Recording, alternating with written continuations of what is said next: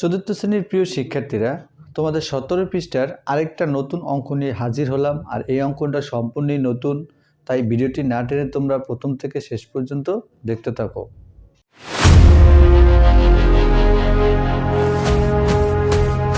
Hello viewers, তোমাদের গণিত বইয়ের 17 পৃষ্ঠার 5 নং এই সমস্যা দুটি ছিল, তিনটা সমস্যা ছিল।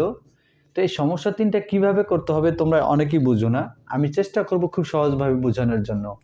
দেখো, 1 নম্বরে যে অঙ্কটা রয়েছে 1 3 5 1 3 5, তার মানে 1 3 5 একবার দেওয়া আছে, আবার 1 3 5 ব্যবহার করলো।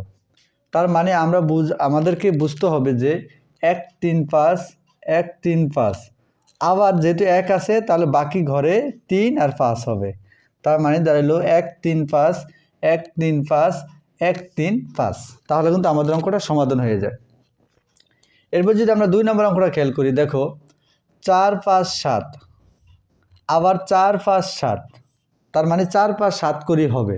যেহেতু 4 5 7 4 5 7 দুইবার আছে, তাহলে আবার খেয়াল করো, তাহলে এখানে হবে 4, এখানে 5, এখানে হবে 7।